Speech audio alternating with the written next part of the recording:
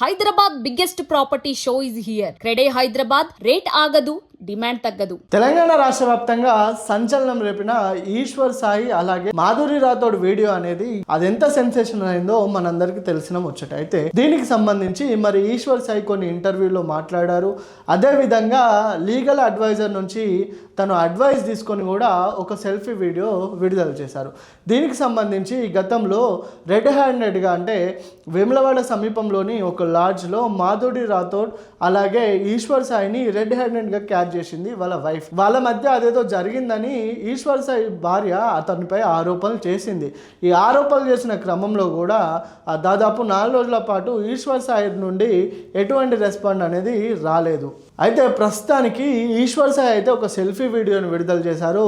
అయితే ఏదైతే ఆ లాడ్జ్లో జరిగిన దాని గురించి క్లుప్తంగా వివరణ అనేది అతను ఇచ్చాడు. అయితే అక్కడ జరిగిన దాంట్లో మీకు తెలిసింది 10% మాత్రమే, మిగతా 90% అనేది మీకు తెలియదు అని ఈశ్వర్ సాయి అక్కడ చెప్పుకున్నాడు. అయితే దీనికి సంబంధించి నేను నా అసిస్టెంట్ ఒక రూమ్ తీసుకున్నాం, మాధురి రాథోడ్ ఇంకో రూమ్లో ఉంది. అయితే మార్నింగ్ షూట్ కారణంగా నేను 5 గంటలకు లేచి ఫ్రెష్ అప్ అవ్వాలనుకున్నాను. ఈ ఫ్రెష్ అప్ అయ్యే క్రమంలో బాత్రూమ్కి వెళ్దాం అనుకుంటే నా బాత్రూంలో నా అసిస్టెంట్ ఉన్నాడు. సో బాత్రూమ్ ఖాళీగా లేదని మాధురి రాథోడ్కి అలాగే నాకు కొంచెం మంచి ఫ్రెండ్షిప్ ఉంది, మా ఇద్దరి మధ్యలో అటువంటి సంబంధాలు ఏం లేవు, మేమిద్దరం చాలా క్లోజ్గా ఉంటాం, సో ఆమె బాత్రూమ్ని వాడుకుందామని నేను అటుగా వెళ్ళాను. ఇంతలోనే మా ఆవిడకి ఎవరో తప్పుడు సమాచారం ఇచ్చాడు. సో నా భార్య అక్కడికి వచ్చి నాపై ఈ విధంగా దాడి చేసిందని చెప్పుకోవచ్చు అని అతను మాట్లాడారు.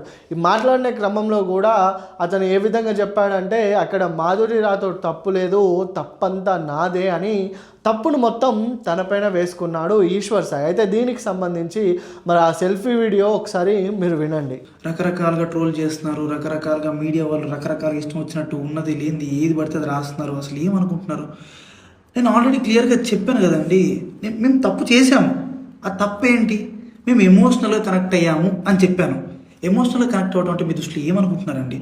అసలు ఆ రోజు అక్కడ ఏం జరిగింది మీకు తెలిసిన 10% మాత్రమే, 90% మీకు తెలియదు. ఆ రోజు ఏం జరిగిందో మీ అందరి ముందు నేను పెట్టబోతున్నాను. ఆ రోజు మార్నింగ్ నాకు షూట్ ఉంది. ఎర్లీ మార్నింగ్ 5:30 కల్లా మేము లొకేషన్కి స్టార్ట్ అయిపోతాం. నేను 4:15కి నా రూమ్లో లేచాను. ఆ టైంకి అసిస్టెంట్ అనే అతను నా వాష్రూమ్లో ఉండటం జరిగింది. నేనేం చేశాను, నేను మాధురి రూమ్కి వాష్రూమ్ యూజ్ చేసుకోవడానికి నేను వెళ్ళాను. ఆ టైంకి నాకు మాధురికి ఆ లీనియన్స్ ఉంది. మీకు ఆల్రెడీ చెప్పాను కదా మేము ఎమోషనల్గా కనెక్ట్ అయ్యామని చెప్పి. నాకు మాధురికి ఆ లీనియన్స్ ఉంది కాబట్టి నేను ఆ రూమ్కి వెళ్ళి డోర్ నాక్ చేశాను.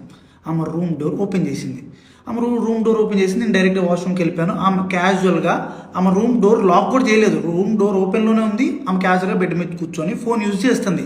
అదే టైంకి మా వైఫ్ వాళ్ళకి ఎవరో రాంగ్ గైడెన్స్ ఇచ్చారు, ఎవరో అనుమానాస్పదంగా ఏదో చెప్పారు. ఆ టైంకి సేమ్ రూమ్కి వచ్చింది, రూమ్ డోర్ ఓపెన్లోనే ఉంది.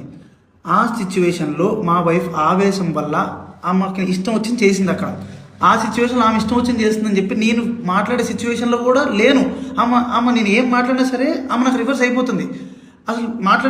అసలు స్కోప్ కూడా ఇవ్వట్లేదు, మాట్లాడే గ్యాప్ కూడా ఇవ్వట్లేదు. ఆమె ఆవేశంలో ఏదేదో చేస్తుంది. ఆమె అనుకున్న రకరకాల వీడియోలు తీస్తున్నారు, రకరకాల బూతులు. మా వైఫ్కి ప్రీవియస్గానే నా మీద చాలా అనుమానం ఉంది. అక్కడికి వచ్చే టైంకి ఆ సిచ్యువేషన్లో ఇదంతా చూసేటప్పటికి ఆమె అనుమానం నిజమైంది అని ఆమె అనుకుంది. ఈలోపు ఆ వెనకున్న వ్యక్తులు ఎవరైతే ఉన్నారో ఆ విషయాలని అతను ఎవరో నాకు కూడా తెలియదు. వెనకున్న వ్యక్తులు అసభ్యకరంగా మాట్లాడటం నేను అప్పటికే ఆమెకు చెప్తున్నాను, ఆపుతున్నాను, గొడవలు కాదు, కొట్టుకోకండి, కూర్చొని మాట్లాడుకుందాం అని క్లియర్గా నా భార్యకి నేను సంజాయిషి చెప్పడానికి ట్రై చేస్తున్నా కూడా ఆమె వినే పరిస్థితిలో లేదు. నేను ఒక్క మాట మాట్లాడుతుంటే ఆమె 4 దెబ్బలు కొట్టేటట్టుగా ఉంది. ఆ వైఫ్ ఏం జరిగింది నన్ను పట్టుకొని కొట్టి అడుగుతున్నా సరే నేను కామ్గా ఉండటానికి రీజన్ అక్కడ వాళ్ళందరూ వీడియోస్ తీస్తున్నారు. నేను ఏం చెప్తే ఏ రకంగా పోర్ట్రే అయ్యిద్దో తెలియదు. ఎక్స్ప్లెనేషన్ ఇవ్వడానికి నాకు స్కోప్ కూడా ఇవ్వలేదు. ఆల్రెడీ మీకు చెప్తున్నాను కదండి, మేమిద్దరం కనెక్ట్ అయ్యి జస్ట్ 2.5 months అయ్యిందని చెప్తున్నాను. మా మధ్య ఒకరికి లీనియన్స్ ఉంది తప్పితే అంతవరకు వెళ్ళే లీనియన్స్, అంతవరకు వెళ్ళే ర్యాప్ మా ఇద్దరి మధ్యలో లేదు. మేము ఇమోషనల్గా కనెక్ట్ అయ్యాం, ఇమోషనల్గా మాట్లాడుకుంటాం అంతే తప్పితే మేము అంత దూరం మేము ఎప్పుడు వెళ్ళాలని కూడా మేము ఎప్పుడు అనుకోలేదు. అలాంటి క్యారెక్టర్ ఆ అమ్మాయి అస్సలు కాదండి. అమ్మాయి చాలా రెస్పాన్సిబుల్ పర్సన్. అమ్మాయి ఫ్యామిలీని అంతా పోషించుకోవడానికి చాలా కష్టపడుతుంది. నేను ఎప్పటి నుంచో కొన్ని 4-5 years నుంచి అమ్మాయిని నేను చూస్తున్నాను. ఇదే విషయాన్ని నేను మీ అందరికి ఇంటర్వ్యూలో చెప్దాం అనుకున్నాను, కానీ మా లీగల్ అడ్వైస్ ప్రకారం నేను ఎంతవరకు చెప్పాలో అంతవరకే చెప్పాను.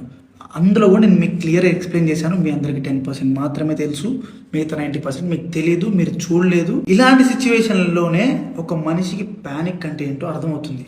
ఆ సిచ్యువేషన్లో ఏం మాట్లాడితే ఎవరు ఎట్లా రిసీవ్ చేసుకుంటారు అనేది తెలియదు. నేను చాలా క్లియర్గా చెప్తున్నానండి, మా ఇద్దరి మధ్యలో ఎమోషనల్ బాండింగ్ తప్ప అంతకు మించి ఏం లేదు, ఏం జరగలేదు. నేను ఒక ఇల్లీగల్ రిలేషన్షిప్ అని దేనికని చెప్తున్నాను అంటే, ఒక పెళ్ళైన అబ్బాయి ఒక అమ్మాయితో ఎమోషనల్ కనెక్ట్ అవ్వటం అనేది కూడా ఇల్లీగల్ రిలేషన్షిప్ అనే పేరు, అక్రమ సంబంధం అనే పేరుతో నాకున్న సిచ్యువేషన్లో నాకు ఆ పదాలు తప్పితే నాకు వేరే ఏం రాలేదు నాకు నేనున్న డిప్రెషన్కి. అమ్మ మాధురి, నీకు నా తరపు నుంచి, నా భార్య తరపు నుంచి, నా భార్య వెనుకున్న వాళ్ళ తరపు నుంచి నీకు క్షమాపణ కోరుకుంటున్నాను. నీకు సారీ, ప్లీజ్ అర్థం చేసుకో ప్లీజ్. వాళ్ళకి ఏం తెలియకుండా వాళ్ళ నోటికి వచ్చినట్టు మాట్లాడినందుకు, వాళ్ళు వీడియో అప్లోడ్ చేసినందుకు, నీ మీద చేసుకున్నందుకు నేనైతే సారీ చెప్తున్నాను. Sorry sorry sorry sorry sorry. నీకు జరిగిన నష్టానికి మీరు ఏ శిక్ష చేసినా నేను అనుభవించడానికి రెడీగా ఉన్నాను. సో ఇంకా మీడియా పీపుల్ అందరికీ అండ్ మీమర్స్కి, ఇన్ఫ్లుయెన్సర్స్కి, ఇన్స్టా వాడుతున్న ఎవరెవరో కూడా రియాక్ట్ అయిన వాళ్ళందరికీ ఇంతటితో ఆపేయండి ప్లీజ్. మా లైఫ్ చాలా డిస్టర్బెన్స్ అయిపోయింది మీ వలన. ప్లీజ్ ఇంతటితో ఆపేయండి. పదే పదే చెప్తున్నా, మేము చేసిన తప్పు ఎమోషనల్గా కనెక్ట్ అవ్వటం. ఆ ఒక్కటి తప్పు వల్లనే మీరు రకరకాలుగా పోర్ట్రే చేశారు, రకరకాలుగా జనాల్లో కన్వే చేసేసారు. ఇంతటితో ఆపేయండి ప్లీజ్. చూసారా, నా భార్యకి ఎవరో తప్పుడు ఇన్ఫర్మేషన్ ఇచ్చారు. ఆ ఇన్ఫర్మేషన్ కారణంగా నా భార్య అక్కడికి వచ్చింది. తనకి ఆ టైంలో ఏం చేయాలో తెలియక నా పైన అరుస్తుంది. అలాగే అదే రీతిగా మాధురి రాథోడ్కి నాకు చాలా మంచి ఫ్రెండ్షిప్ ఉంది. మేము గత సంవత్సరాల నుండి వర్క్ చేస్తూ ఉన్నాం. సో మా మధ్య అలాంటిది ఏది జరగలేదు. ఇన్ని రోజులు నేను మాట్లాడకపోవడానికి నా లీగల్ అడ్వైజరే కారణం.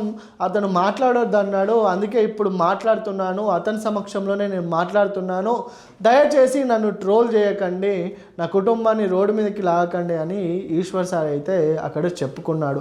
అదేవిధంగా మరి మాధురి రాథోడ్కి ఏం చెప్పాడంటే, మాధురి రాథోడ్ నన్ను క్షమించాలి, నా వలన నీ పైన పెద్ద నింద అనేది వచ్చింది, నన్ను దయచేసి క్షమించు అని తనని కూడా అతను వేడుకున్నాడు. అయితే దీని పట్ల కూడా సోషల్ మీడియాలో కొత్త కాంట్రవర్సీ మొదలైందనే చెప్పుకోవచ్చు. ఏదైతే వాళ్ళు తప్పు చేసి తప్పించుకోవాలని ప్రయత్నిస్తున్నారో, ఈశ్వర్ సాయి భార్యది తప్పేం లేదు, తను ఆ సిచ్యువేషన్లో ఉంది, ఆ విధంగా చేసింది. మరి భర్తదే అన్ని విధాల తప్పు ఉందని కూడా కొంతమంది ఆగ్రహాన్ని వ్యక్తం చేస్తున్నారు. ప్రస్తుతానికి దీనికి సంబంధించి వేములవాడ పోలీస్ స్టేషన్లో పోలీసులు అయితే కేసు నమోదు చేశారు. మరి అన్ని కోణాల్లో దర్యాప్తు అనేది కొనసాగుతుంది.